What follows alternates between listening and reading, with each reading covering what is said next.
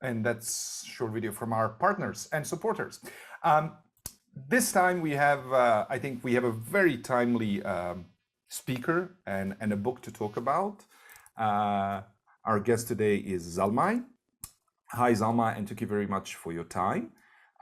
Just a few housekeeping rules for people. If you have, for our audience, if you have any questions, feel free to use Q&A box and we will convey the messages and questions to Zalmaï. The reason, well, other than being an amazing photographer, one of the really important reasons why we're having and hosting Zalmaï today is Zalmaï is Afghan-born photographer who left Afghanistan in his teenage years back in the 80s after the Soviet invasion. And then he came back in 2001 after Taliban's were overthrown. And we are going to speak about his book, Dread and Dreams. I think it's super important to have a photographer who's, let's word, for lack of better word, at least I don't know it, a native photographer, someone who is coming from the country that he's left long ago because of the war and so on, and who finally came back after, well, 20 years almost, to photograph it. I think Afghanistan is in a particular situation because pretty much 90% of the pictures we know about Afghanistan were made by foreigners, including me. I photographed Afghanistan as well. And I also come from a country, Bosnia, which also was largely photographed by foreigners. So I think there's something special about it does something special to us, to photographers, when they see their country in other people's pictures. And in Zalmaï's case, you basically grew up with seeing your country through the eyes of other people. Am I correct to say that? Unfortunately, yes. Yes. So what did that, so you left Afghanistan in 1980, right? You were what, 12, 13 years old? How old were you? Almost 14. 14. And then you were out of the country for 20 years, right? Yes. Okay. So, but obviously you became photographer in the process, right? You were already a photographer when all that stuff, all the conflict and everything was happening in Afghanistan. So I'm just wondering, what this sort of seeing your own country from other people's perspective did to you as a photographer? Does that make sense? Yeah, I mean, I want to just say a little bit before about the photography for me. Before I left Afghanistan at the age of the 14, I fell in love with the photography. And I wanted to become a photographer. And that was just before the war. And the war came and I had to leave and on the exile in Switzerland, where I studied photography, I became a photographer. When I left Afghanistan, I wanted to be a photographer. And of course, during my study, and I was looking all the pictures coming out of Afghanistan, and it was always bloody and always war and always, and that was not the Afghanistan I knew. And of course, I feel when we are from outside, and especially depending where we come from Europe or US or Japan, and we have already a background to see our object the way we want to see. And we are looking what we have, what is in our mind, but actually, most of the people don't really open their eyes as what is there, what we can take. No, I was most of the time disappointed to see just war pictures. And at some point, I do understand why, because the rest was not interesting for anyone when the Russian left Afghanistan. during 1980s, Afghanistan was very important for all the world. You know, Afghan are fighting Red Army, and they are hero. We were a hero of planet fighting against the Russian.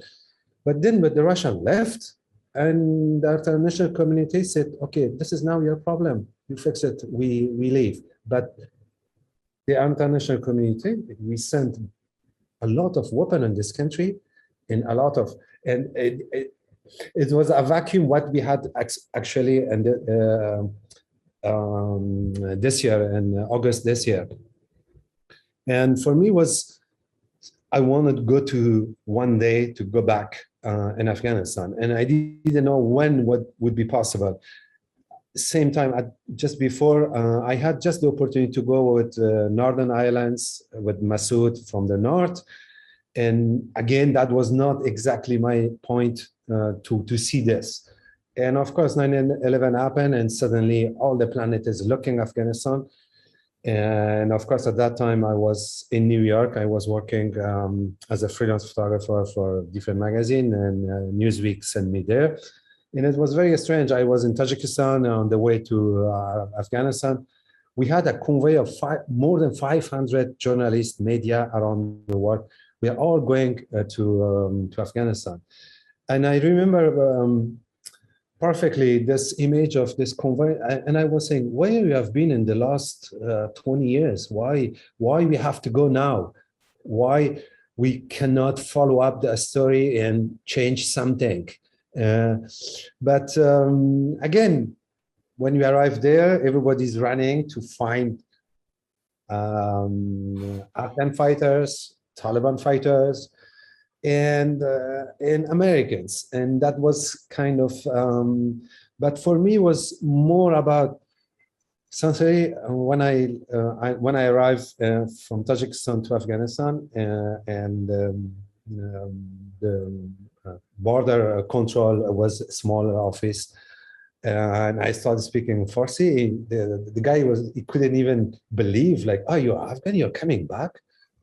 And was like, "Oh, we are proud of you. What, you didn't forget about Afghanistan." And this, and suddenly I felt, wow, this is a place I can tell some story different than other people. And of course, they received me well, and I started doing my work. Just to answer part of your question, but I'm going to start sharing some of the pictures from the book so people can enjoy some of this imagery.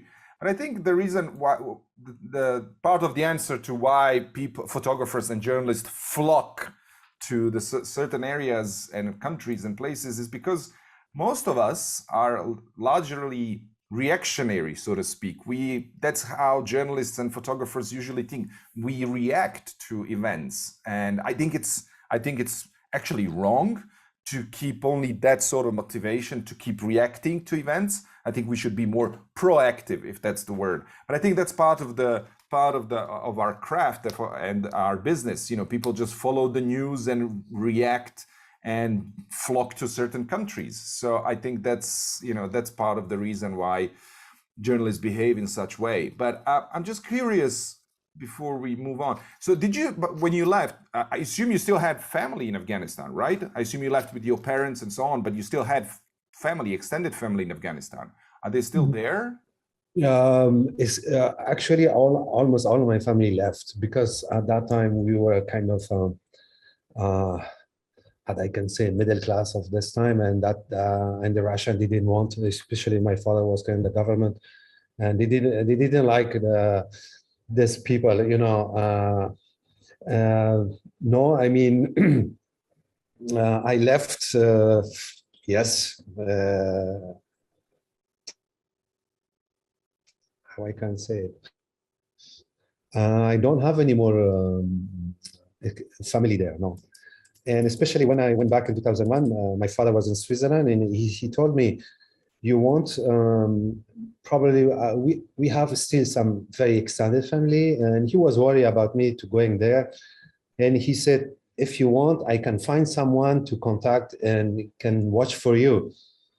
And I remember perfectly. I said to my father, and I said, "Dad, I want to see my Afghanistan. I don't want to see the Afghanistan of my family, and I don't want to see Afghanistan of. I want to see my as a professional photographer, and I don't want to be conditioned of anything. Just be clean the way I want to see. And he said, "Okay, that's your choice. Good luck." So, what was the first impression? I'm really curious. How does it feel? I was refugee as well, but only for like a year and a half. So I just wonder, how is it? I mean, what was the first impression when you came back? You know, after you left a kid and you came back a grown man. I'm just curious, what was the first impression? The first impression, it was in the north of Afghanistan and the countryside. And what I remember when I was a child, I didn't know about the countryside of Afghanistan. And I see just the big city, my family, and we were not really traveling. We went maybe to Herat and Mazar, but it was something very special. Before that, I traveled a lot in Africa and South America for my work. And then I arrived in this country. Is like, this is a country I can talk, I can, but I don't feel it's my country. Was unknown, all this behave of the countryside for me. But I found myself in a country I didn't know much, but I could talk and I could connect very quickly. But it was very strange and very unknown, this first contact. When I arrived in Kabul, that was different because I had memories and I had a lot of, but the countryside was very different than I thought. But I was well received, and suddenly I look at the eyes of this man, and he look at me, and suddenly I was, of course, scared what's going to happen. And as a being Afghan, I'm going to be caught by the Taliban, or I don't know, Northern Islands, what going to think about me because I left, I didn't do anything for the country, but suddenly they look at like, oh, welcome back, and thank you for coming back. And it was very powerful and strange at that time for me, yes. But it was unknown, it was a strange country for me, yes. So the images I'm just going to browse quickly and then we maybe can talk about particular images. So this was taken in the period from what, 2001 until the book was published in 2015, if I'm not mistaken, right? No, I mean, this particular work, I started in 2008 until 2013. But before that, I had another book and I was working very different about Afghanistan. It was more about the hope of Afghanistan. And suddenly in 2006, 2007, start everything changing. And I felt like, okay, this is a time. And I was based between New York, Geneva, and Kabul for almost 10 years. And I was doing a kind of a round trip, and I was working a lot with the UN. I was working with the Human Rights Watch and also with the media. But the problem for me was nobody was really looking what is Afghanistan really, and everybody was coming, all my colleagues, all my friends also.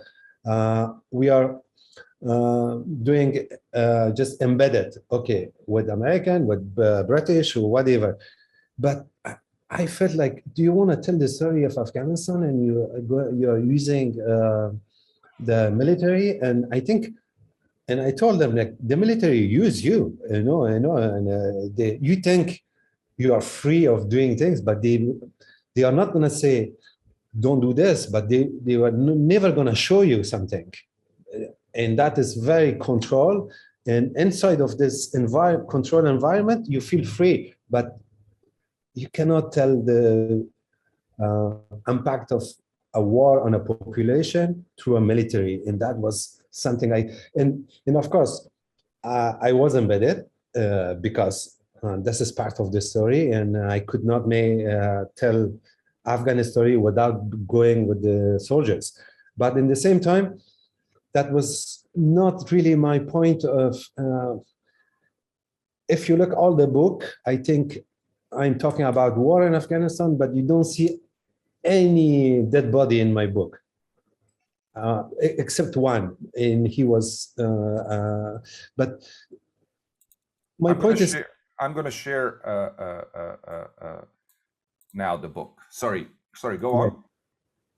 No. I mean, telling the story about the war is not always important. You must have so much dead body, and I risked my life, and I was almost blew up.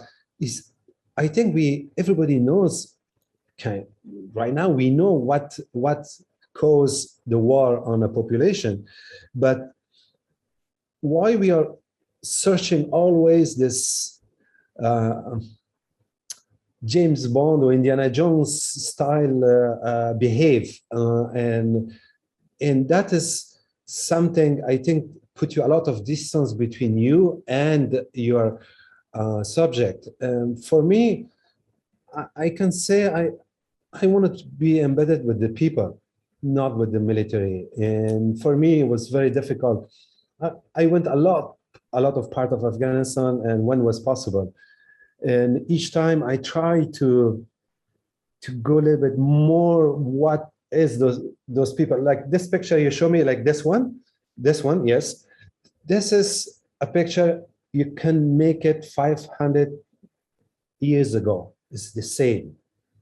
And next picture is almost kind of same composition. And why didn't work this, what we did in Afghanistan? Because this is the difference totally between this and that. And we try to combine this and try to make a piece without all this middle, what's going to happen.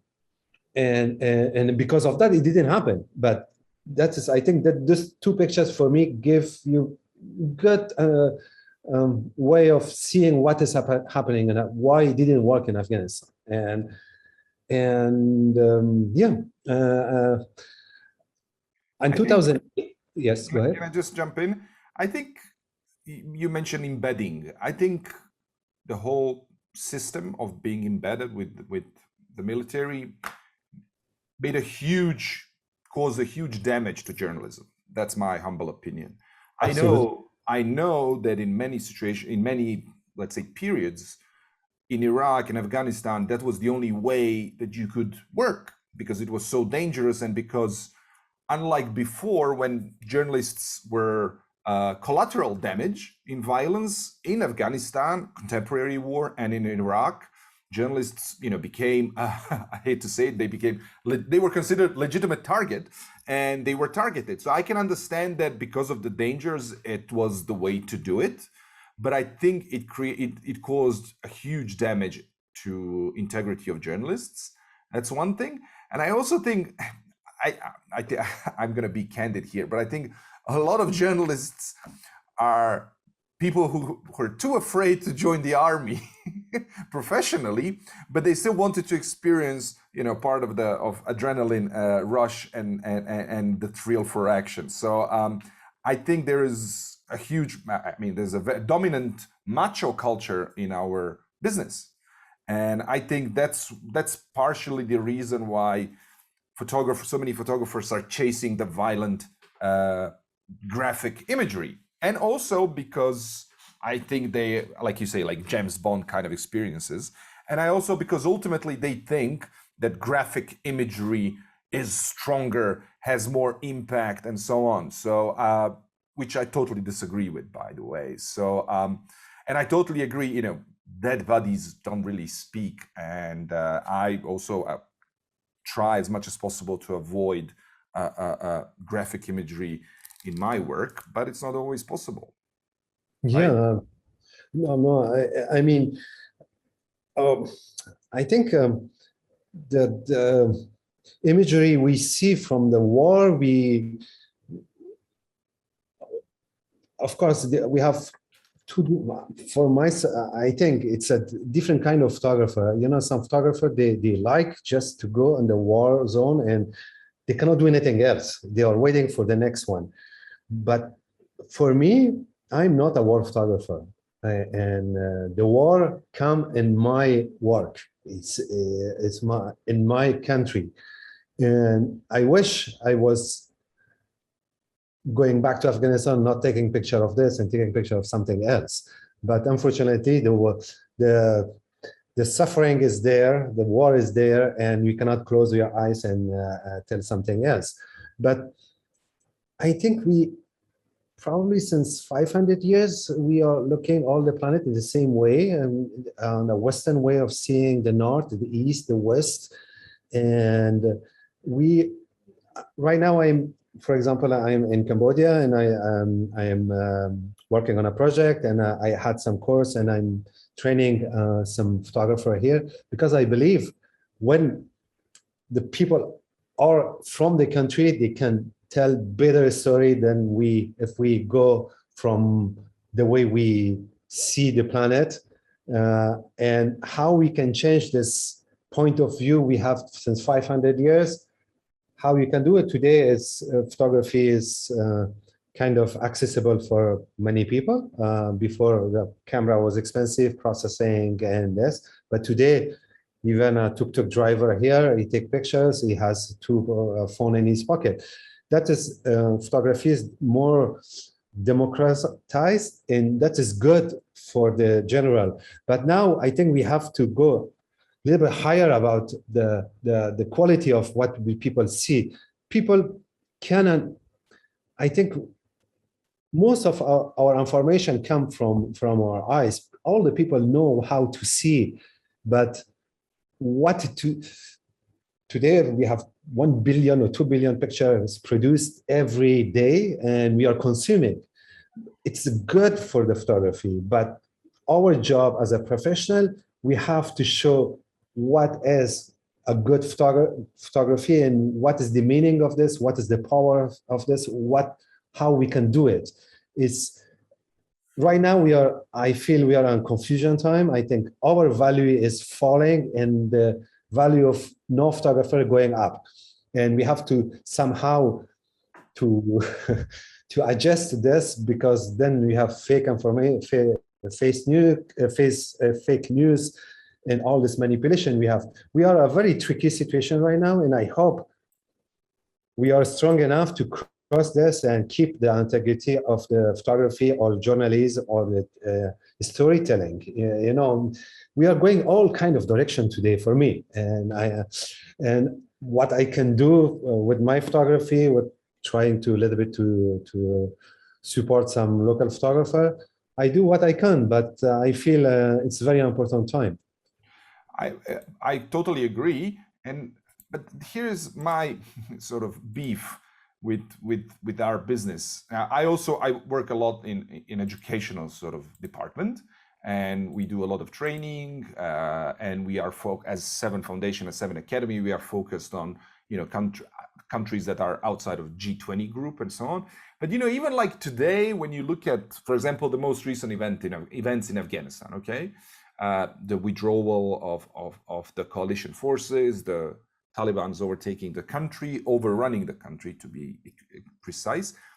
Even today, majority of the pictures we see from this last series of events were still taken and again taken by foreigners. Now, I have nothing against foreigners, don't get me wrong, but it's kind of depressing that we have this super cheap tool, right? The phones, everyone has it. Even in the poorest countries, everyone has access to internet, and yet somehow I have a feeling that not enough opportunities are given to people coming from places, well, like Bosnia, like Afghanistan, like Myanmar. Myanmar is probably a specific case that doesn't really apply. But anyway, I'm really troubled by the fact that still majority of images that we see in the mainstream media, obviously, are done by foreigners. And I think I don't see that changing very soon. And that's quite depressing for me, at least. Yeah, but and also who is consuming this? This is the people, I understand we are not finished with this, but I feel if we are conscious of this and we can do something one day, would be important to not looking as I said before, we are just looking in the same way and we are consuming exactly the same way. And most of the time, what is the problem of then is misunderstanding, and then what happened in Afghanistan? We went to Afghanistan for 20 years to 3 trillion, I think, and suddenly few thousand people take over with a motorbike and one Kalashnikov. I mean, try to understand what we are doing. And I think as a photographer or journalist, we have responsibility. We have huge responsibility. We are the eyes of other people. We cannot just be focused on one thing, and this is made Afghanistan, and this is Afghan people. It's our job and our colleague and our around us, but the impact of our work is much more than our friends and our network.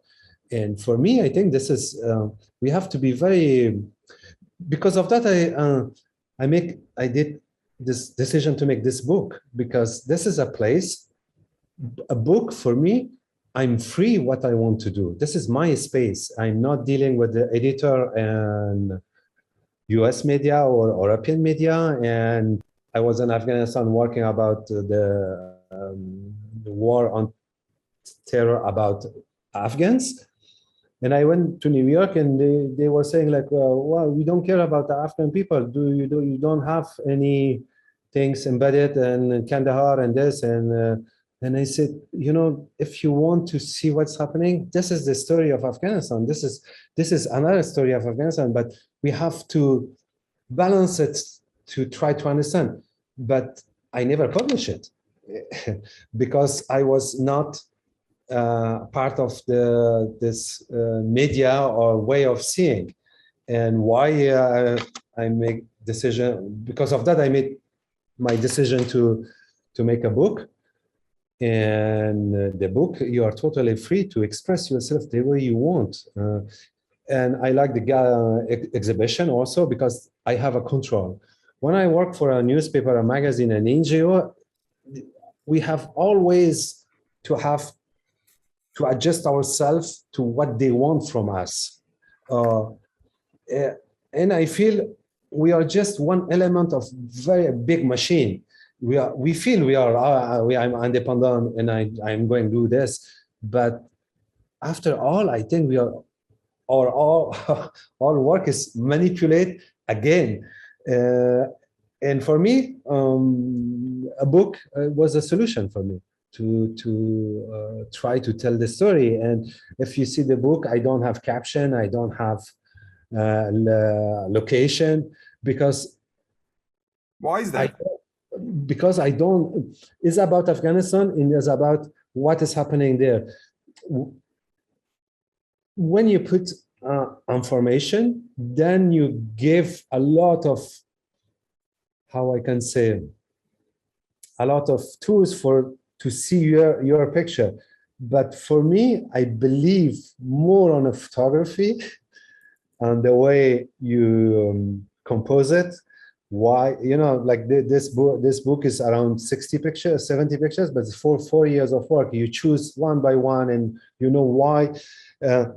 For me, when you touch someone will say, I like your picture, but I don't know why. I think this is the best compliment for me, because for me, I touch somewhere something very deep, a subconscious level. That's I'm interested. I'm not interested at all before that. And people come to see the book or exhibition, and they go back home, and 1 or 2 pictures stay with them for a few days, thinking, and maybe this can change something. That is my point.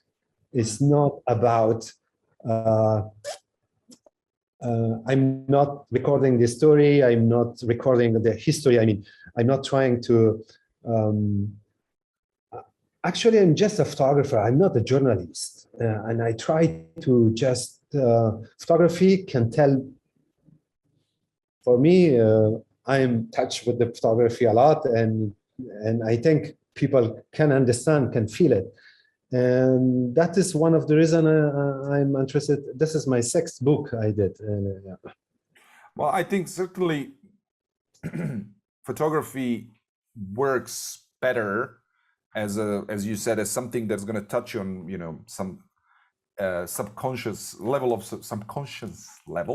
rather Yes. than explaining things. Photography is not very good at explaining things, no matter how good we are.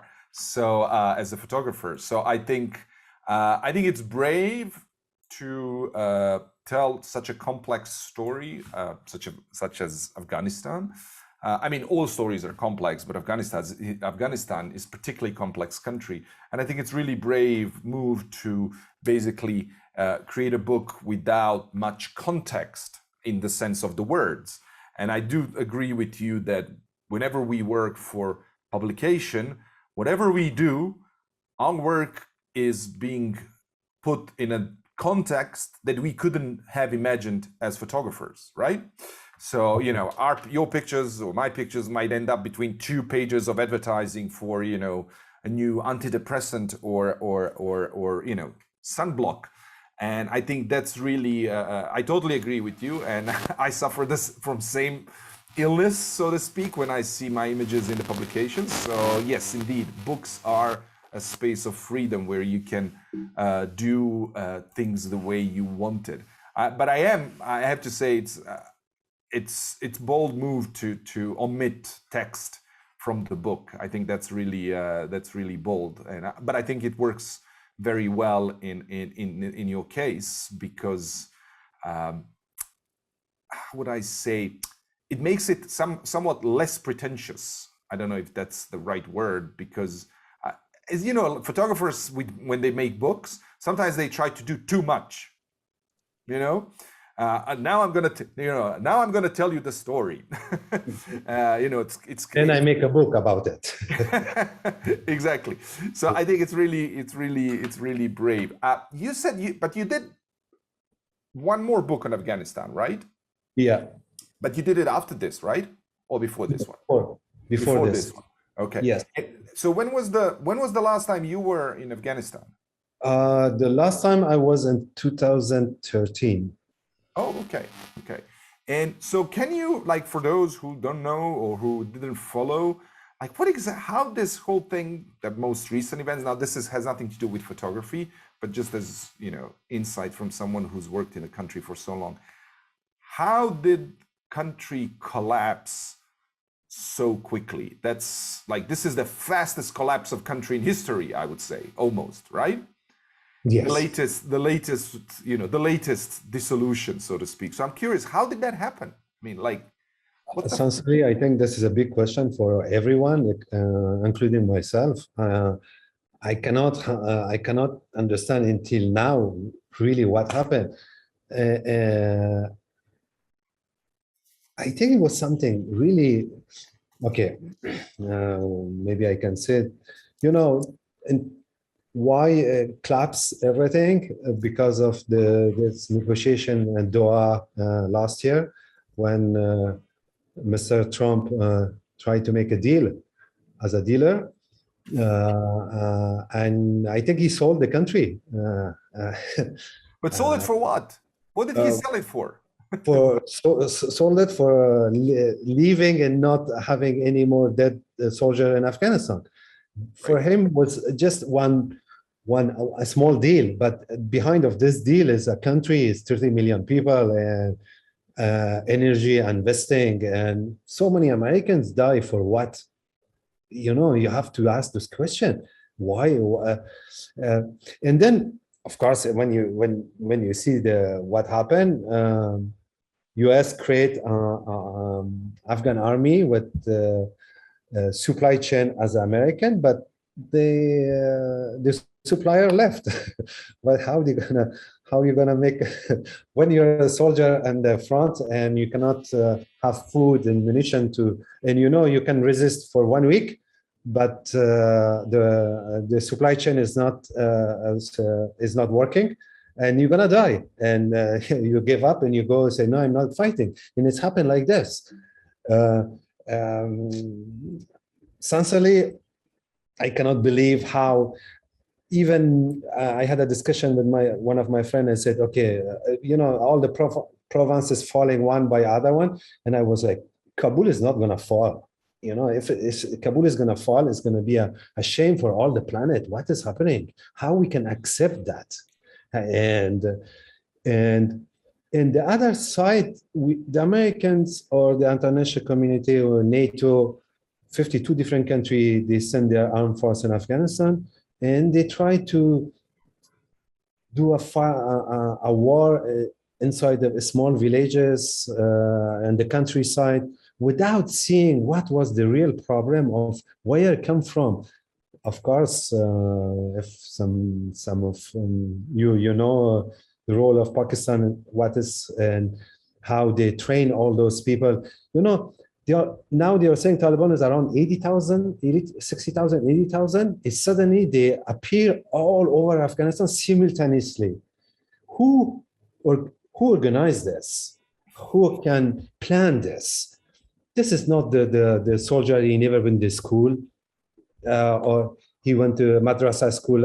No, this is much bigger organization, and I feel like some kind of deal was done before with Americans, Pakistanis, whatever, to give up because we don't know. I don't know. Or I can say also the president, Ashraf Ghani, the last speech he gave, he said, I'm going to do something. You will understand in 3 months, 6 months. And then he left. And he said, I don't want anymore the Afghan people going to have to fight. And I think the international community or Americans wanted this fight continue because we have a presence in Afghanistan and this and this and that. But I'm just thinking loud. It's crazy what I'm saying, but the president left, and just before that, he prepared all the government in Afghanistan. They are digitalized now. Everything, finance, school, army, everything. And few months ago, he took out of the few billion of Afghanistan money and put it outside of the country. I think he had this plan to, I'm gonna give the key for the Taliban, but I know because he's an economist before everything, and it's gonna collapse anyway. And what is my point? I think the international community right now playing this game. Okay, we are not gonna recognize this. We are not gonna support them financially. They're gonna collapse. It's how they're gonna collapse. All Afghan themselves, they're gonna clean up, but a very high price because the work, the army couldn't do it with all forces for last 20 years with 3 trillion. Now we are expecting the ordinary Afghan do it. So what is, sorry, I'm just going to switch camera off for a minute. So what is next in pipeline for Afghanistan? Now, this again has nothing to do with photography, but I'm just curious as a concerned citizen of the world, what's next in the pipeline for Afghanistan? If you could, an honest assessment, what is it? I mean, we're already seeing, this new terrorist, whatever group coming up in Afghanistan, bombing Talibans and so on. So what's going to happen? I'm just curious. Essentially, it's very difficult, but this is a little bit lost chance. If we want to do something, we have to do it now. I don't know what we have to do, but if we don't do it, I think we have to go back by a force again in a few months or few years, because the job is not done. That's all. We left middle of. For me, Afghanistan was like a injured body, and we had doctors around, and everybody. Afghanistan was an emergency room, and everybody trying to help to save this Afghanistan. And suddenly the doctor, the nurse, everybody left.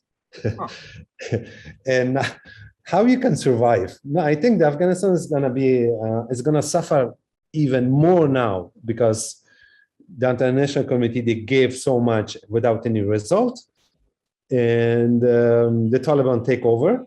They don't know how to run a country. Economic wise, it's not going to working. Some people say yes, Afghanistan and they can produce opium drugs, but if you look at the numbers, you cannot run a country with 2.5 billion. This is the money drug from UN. They're saying it's not a lot, and the other saying, oh, maybe the Chinese gonna help them because, but the Chinese they are not helping. They like win-win right now. They don't see a solution win-win with the Taliban because they don't know what's gonna happen. Probably they're gonna help few $100 million for this and for that, but they are not gonna help for rebuilding a country because it's not secure, it's not sure, which means for me, which means this Taliban gonna collapse. And what I think the Afghan people gonna get rid of them. Okay. Now, just to go back to my way of seeing, but I don't know. I agree with pretty much everything you said. Just to go back to the books, I ask everyone, here we are in digital age where everything is on our screens. Why do we make books? Why do you make books? Why don't just make this book digital, to sell it as an ebook? But why make these expensive, terribly, hard to make objects? This one was printed in China. It doesn't really matter, but I'm just saying this complicated. Why bother going through this expensive, long, painful, complicated process when you can just put it up on the screen? So why do you make books? I mean, before the screen, we had books, and as a young photographer, I was impressed by a book because it's an object you can touch it, you can carry with you, you can look at any time. The quality of the printing. By the way, this book was printed in Italy. That was I don't know what is wrong with the. No, it's in Italy. Still Chinese print, but Chinese print pretty well, anyways. Yeah. Now because digital, they just apply numbers.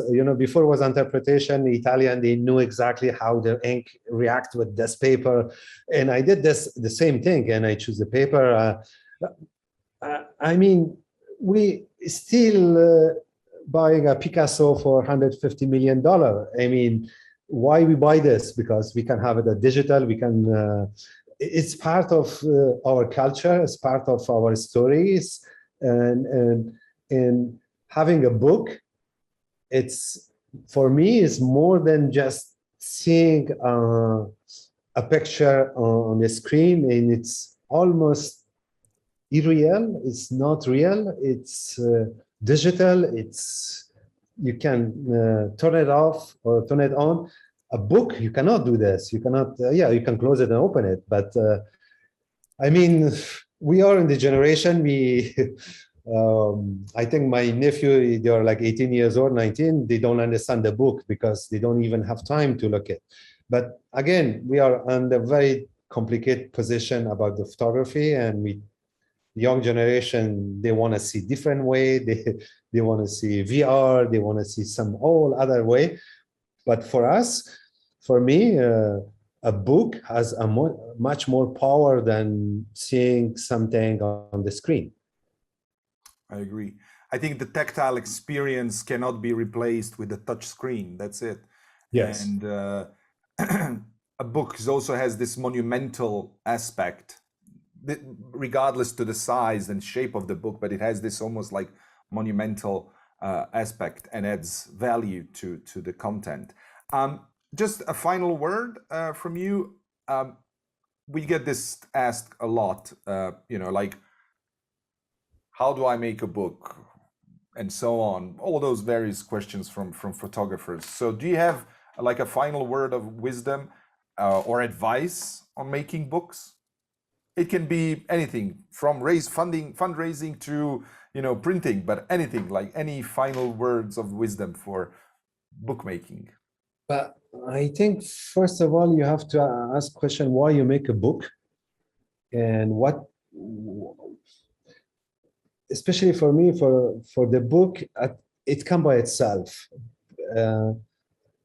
In the beginning, you start working on something, it's not for a magazine, it's not a small things, but I think my advice is for a person is just you have to believe, and you have to be sure it's worth it to put so much energy on something. It's, how I can say, is worth it. For each person is very personal. For me, I think you have to believe what are you doing is the most important things. Fundraising, publisher, those things come by itself. If something strong comes from you, people can see it.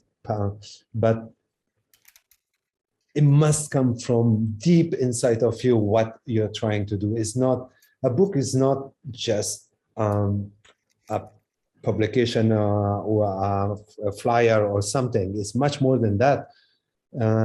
I think, yes, you have to believe what are you doing and is worth it. And then the power is going to come by itself. For me, nobody gave me the financial support or anything about this book. I took everything on my shoulder.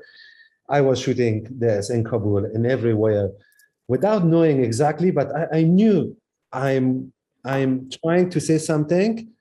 First, you have to feel it, and then, okay, you can transform it in a book. And before we let you go, so you are now in Asia, right? Yes. In Cambodia, right?